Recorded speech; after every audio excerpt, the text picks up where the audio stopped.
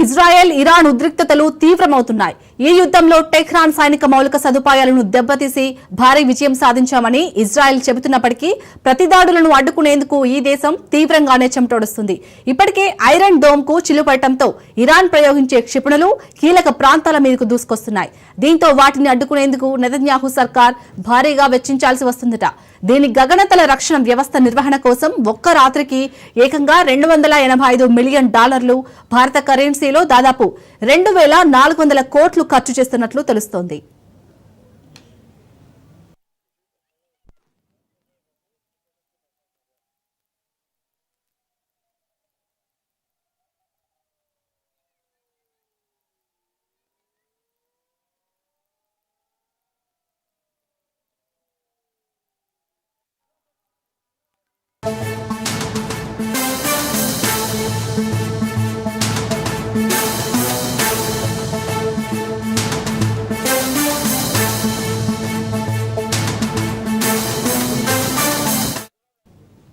Iran అనుస్థావరాలే లక్ష్యంగా Israel గత వారం ఆపరేషన్ రైజింగ్ లయన్ ను చేపట్టింది. దీంతో టెహ్రాన్ కూడా ప్రతిదాడులకు దిగింది. ఇప్పటి వరకు దాదాపు 400 బాలిస్టిక్ క్షిపణులను ప్రయోగించినట్లు ఇరాన్ వెల్లడించింది.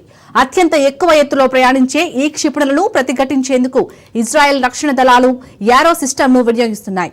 దీంతో పాటు డేవిడ్ స్లింగ్, అమెరికా సరఫరా చేసిన పాట్రియాట్స్ థర్డ్ బ్యాటరీస్ వంటి అధునాతన లేయర్డ్ మిస్సైల్ డిఫెన్స్ వ్యవస్థలను రంగంలోకి దించాయి.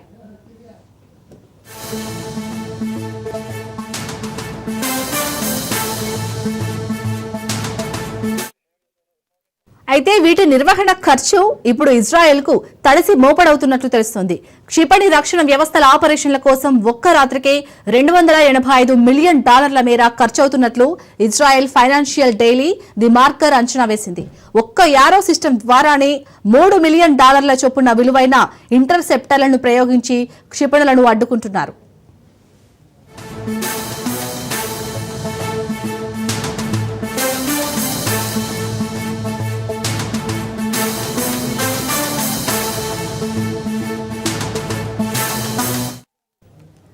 ఈ యుద్ధం ప్రారంభమైన తర్వాత నుంచి దాదాపు ప్రతిరోజు ఇరాన్ క్షిపణులు ప్రయోగిస్తూనే ఉంది.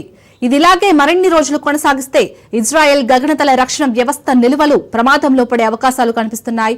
అమెరికా నుంచి సరఫరా గాని సాయం కాని అందకపోతే ఇజ్రాయెల్ రక్షణ వ్యవస్థ 10 నుంచి 12 రోజుల్లోనే క్షీణిస్తుందని సమాచారం.